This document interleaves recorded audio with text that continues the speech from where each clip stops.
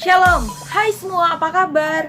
Hari ini kalian akan kembali belajar bersama saya, Miss Riana, dengan materi kita. Masih ada kelanjutannya dengan materi minggu lalu. Hari ini kalian akan mempelajari tentang perumusan dasar negara. Tujuan pembelajaran dapat kalian lihat di sini. Saya harap kalian dapat memahami dan mengerti materi kita hari ini dengan baik. Hai, minggu lalu kalian sudah mempelajari tentang sejarah bagaimana sampai terbentuknya BPUPKI. Nah, hari ini kalian akan mempelajari tentang bagaimana perumusan dasar negara. BPUPKI mengadakan sidang sebanyak 2 kali sidang resmi dan 1 kali sidang tidak resmi. Sidang resmi pertama dilaksanakan tanggal 29 Mei sampai dengan 1 Juni 1945, membahas tentang dasar negara.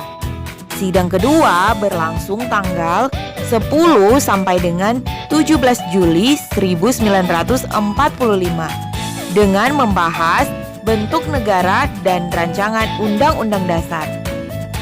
Pada pelaksanaan sidang tidak resmi hanya dihadiri oleh 38 orang. Kegiatan ini berlangsung di masa reses antara sidang pertama dan sidang kedua. Tujuannya untuk membahas rancangan pembukaan Undang-Undang Dasar 1945 yang dipimpin oleh anggota BPUPKI, yaitu Insinyur Soekarno. Sidang BPUPKI dilaksanakan di Gedung Chongsangi-in, dan kini gedung itu dikenal sebutannya dengan Gedung Pancasila. Ketua BPUPKI Dr. KRT Rajiman Widyodiningrat pada pidato awal sidang pertama menyatakan bahwa untuk mendirikan Indonesia merdeka diperlukan suatu dasar negara. Untuk menjawab permintaan Ketua BPUPKI, beberapa tokoh pendiri negara mengusulkan rumusan dasar negara. Rumusan yang diusulkan memiliki perbedaan satu dengan yang lainnya. Namun, rumusan-rumusan tersebut memiliki persamaan dari segi materi dan semangat yang menjiwainya. Usulan mengenai dasar Indonesia merdeka dalam sidang pertama BPUPKI secara berurutan dikemukakan oleh Muhammad Yamin, Supomo, dan Insinyur Soekarno. Pada sidang BPUPKI tanggal 29 Mei 1945, Muhammad Yamin mengusulkan secara lisan 5 dasar bagi negara Indonesia merdeka, yaitu peri kebangsaan, peri kemanusiaan, peri ketuhanan, peri kerakyatan, dan kesejahteraan sosial. Setelah selesai berpidato, Muhammad Yamin menyampaikan konsep mengenai dasar negara Indonesia merdeka secara tertulis kepada ketua sidang. Konsep yang disampaikan berbeda dengan isi pidato sebelumnya.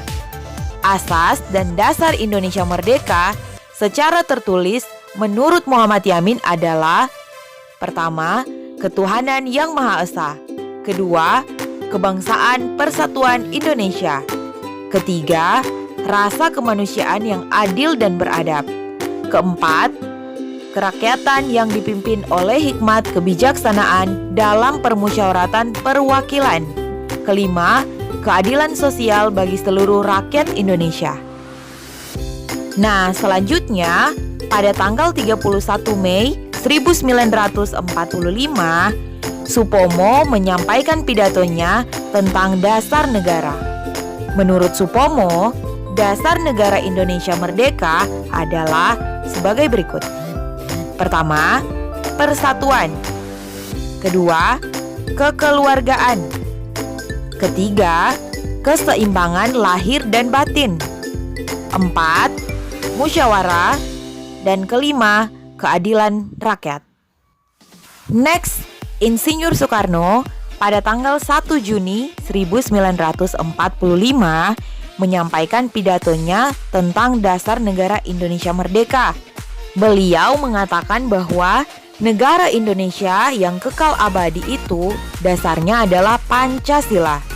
Rumusan dasar negara yang diusulkan olehnya adalah sebagai berikut. Pertama, kebangsaan Indonesia. Kedua, internasionalisme atau peri kemanusiaan. Ketiga, mufakat atau demokrasi. Keempat, kesejahteraan sosial. Dan kelima, ketuhanan yang berkebudayaan. Insinyur Soekarno dalam sidang itu pun menyampaikan bahwa kelima dasar negara tersebut bukan dinamakan Pancadharma. Atas petunjuk seorang teman ahli bahasa, rumusan dasar negara tersebut dinamakan Pancasila. Sila artinya asas atau dasar, dan di atas kelima dasar itulah mendirikan negara Indonesia yang kekal dan abadi.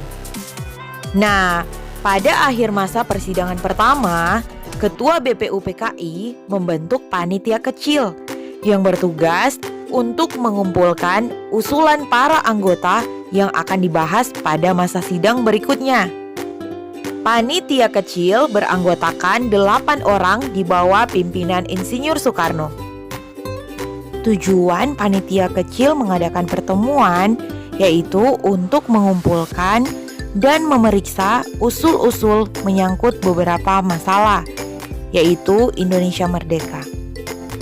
Sesudah sidang Chongsang-in, panitia kecil mengadakan rapat dengan 38 anggota BPUPKI di kantor besar Jawa Hokkakai. Pertemuan tersebut membentuk lagi satu panitia kecil. Panitia kecil yang berjumlah 9 orang ini dikenal dengan sebutan Panitia 9, bertugas untuk menyelidiki usul-usul mengenai perumusan dasar negara. Panitia 9 mengadakan rapat di rumah kediaman Insinyur Soekarno di Jalan Pegangsaan Timur nomor 56 Jakarta.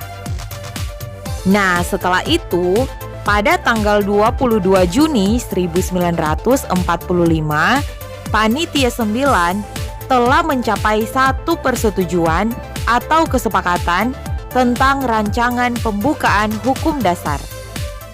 Rapat berlangsung secara alot atau sulit diputuskan karena terjadi perbedaan paham antar peserta tentang perumusan dasar negara, terutama soal agama dan negara. Persetujuan Panitia 9 ini termaktub di dalam satu rancangan pembukaan hukum dasar atau Undang-Undang Dasar. Oleh Insinyur Soekarno, rancangan pembukaan hukum dasar ini diberikan nama Mukadimah. Oleh Muhammad Yamin dinamakan Piagam Jakarta. Dan oleh Sukiman Wirjosanjojo disebut Gentleman Agreement.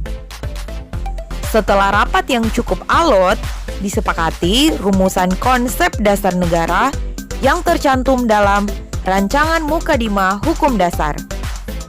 Naskah Mukadimah yang ditandatangani oleh 9 orang anggota Panitia 9 dikenal dengan nama Piagam Jakarta.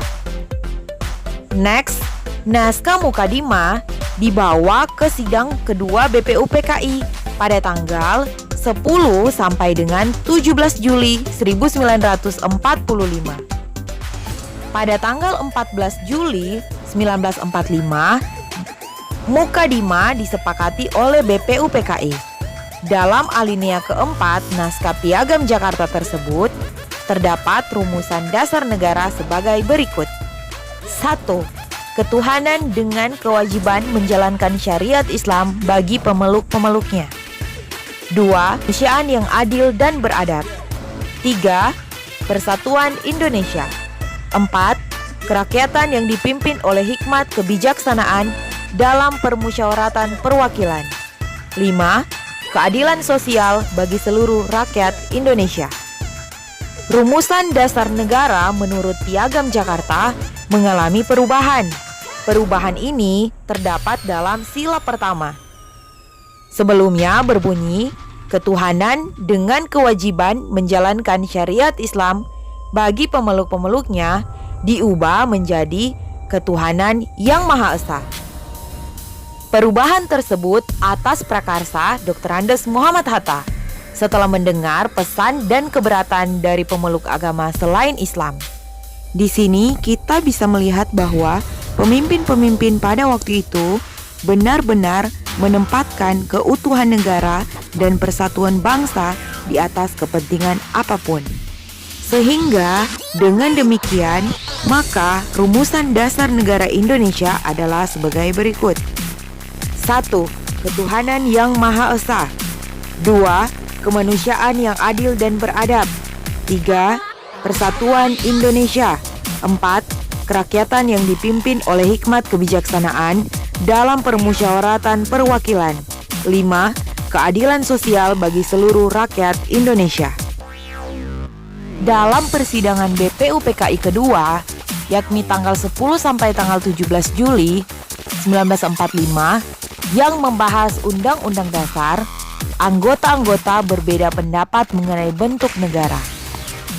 Mereka memperdebatkan pilihan bentuk negara kerajaan atau monarki, negara Islam, negara federal, atau negara republik. Setelah melalui pemungutan suara, BPUPKI menyetujui negara republik sebagai bentuk negara Indonesia. Nah, bagaimana dengan materinya? Masih menarik kan? Nah, hari ini cukup sampai di sini. Kita akan ketemu lagi minggu depan, masih bersama saya, Miss Riana. Tentunya dengan materi yang berbeda. Oke? Jaga kesehatan dan God bless you.